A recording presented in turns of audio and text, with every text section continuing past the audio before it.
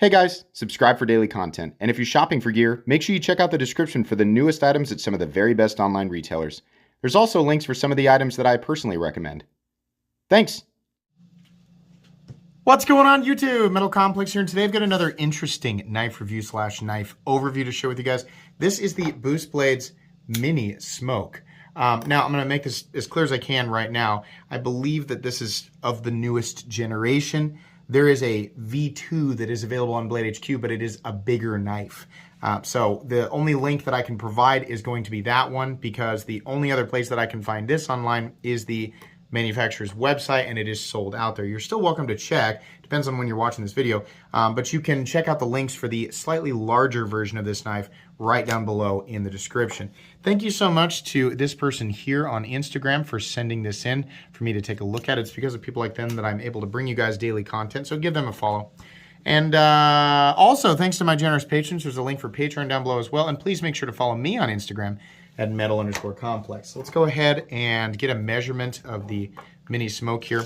Overall length is coming in at about not even 7 inches. It's just shy, 6.9 inches. Blade length, that to me is pretty much unquestionably a sub. It's real close actually, 2.9 inches on the blade. Cutting edge is coming in at about 2.85.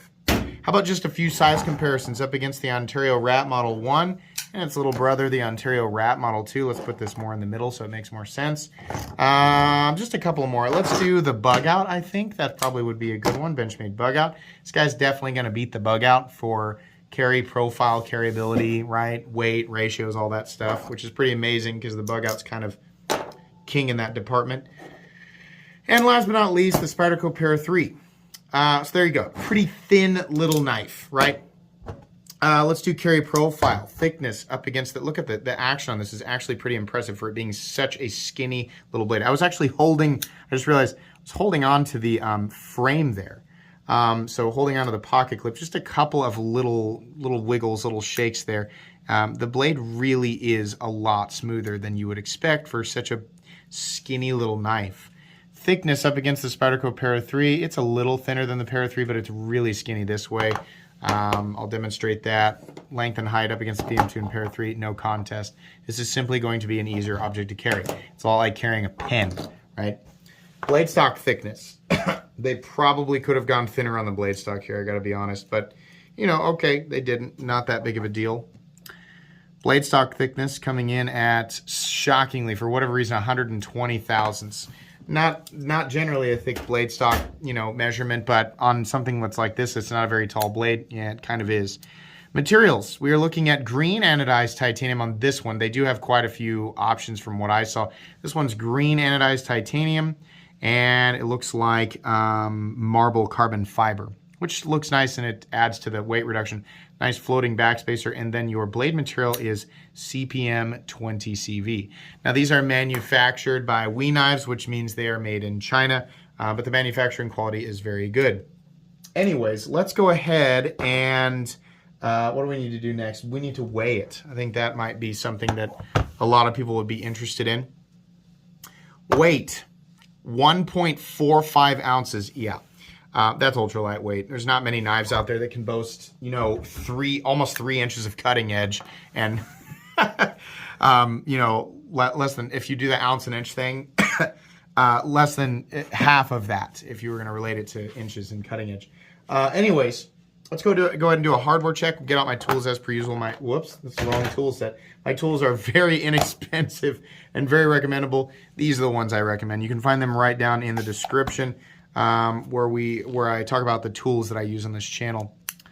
The pivot is definitely going to be a T8, and the rest of the screws, unfortunately, are T6. I kind of expected that. They're pretty minimal. I don't think this is going to be a complicated knife to take apart. Just make sure you've got quality bits, quality driver, and a good place to store your tools.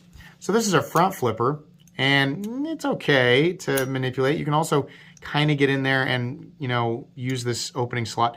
It's so thin that it kind of feels like when I front flip it, I'm gonna throw it into orbit, right?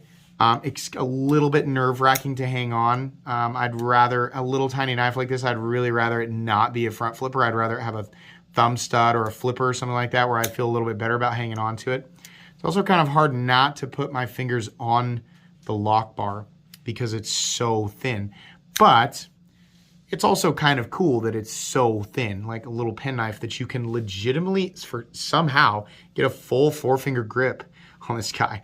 And it's reasonably comfortable considering it's so thin. I mean, obviously, with it being this thin, it's just, it was never intended to be an ergonomic masterpiece.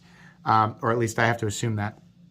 So it's not like, oh my gosh, incredible comfort when you're holding it like that. But then again, like, how hard are you going to be gripping this in reality? Most of the time, the cuts that you do with it, you're going to be holding it like this, right? You're going to be cutting open packages and stuff. Obviously not a hard use knife. So yeah, it's okay. The ergonomic lines are as good as you could possibly hope for in a little tiny knife like this. It's just a little nerve-wracking to front flip it, which you can do, and the action's good. Access to the lock bar is good, right? No double clutch or anything. I mean, there's no flipper tab. Everything's good. It's just really skinny, and it makes it a little awkward. Blade itself is kind of just a dark, matte, tumbled finish. It's nice. You definitely are going to be able to poke stuff. It gets down to a reasonably thin edge, considering it doesn't have much room to draw. It's just not going to be like the most fantastic laser beam in the world because it's coming from 120 thousandths and it has less than an inch. It's got less than 3/4 of an inch or 2/3 of an inch even to drop towards that final cutting bevel. So there you go. Little dog logo. I always kind of like that. It's just, I don't know, it's a nice touch, which is the Boost Blades logo. Captive pivot, how they do this kind of triangle with the little milling slots in there. It looks nice. Carbon fiber is very heavily milled, very detailed and sort of, I don't know, making it decorative in a very pleasing way, the way that they carve that out. Big hole in there, reducing the weight further, but still plenty of structural integrity for what you're actually going to use it for, right?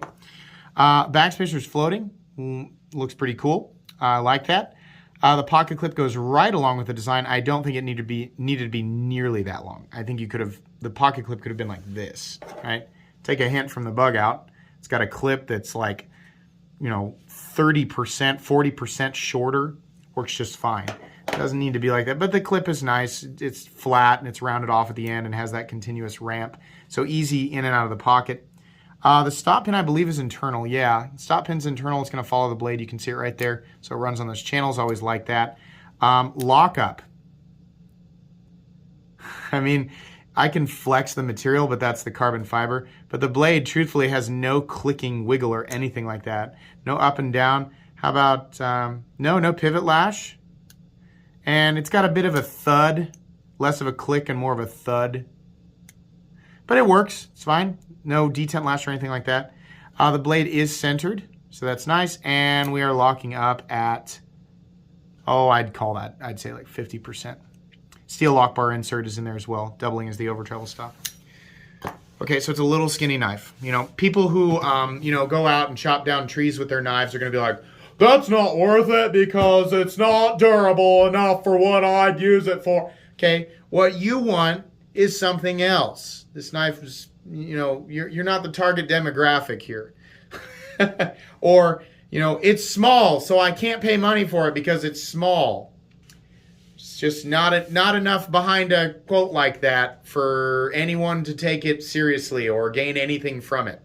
This is a small knife. It was designed as a small knife. There's a lot of intricate machining that goes into this. Despite the fact that it is made in China, there's still quite a bit of work in it.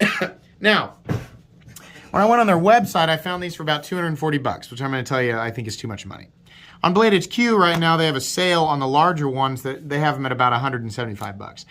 I think that's about what this should be. The problem is that these are sold out. If you can find this thing for $175, right? If it pops up on Blade HQ, has the same sale price as the bigger brother, yeah, I think that's pretty fair, right? A lot of people are going to go, oh, that's great. They're going to aggressively ignore what I just said and just go with, that teeny tiny part of their brain, that the little caveman banging his club on the inside of a cave wall, just like, I can't wrap my head around small objects and big.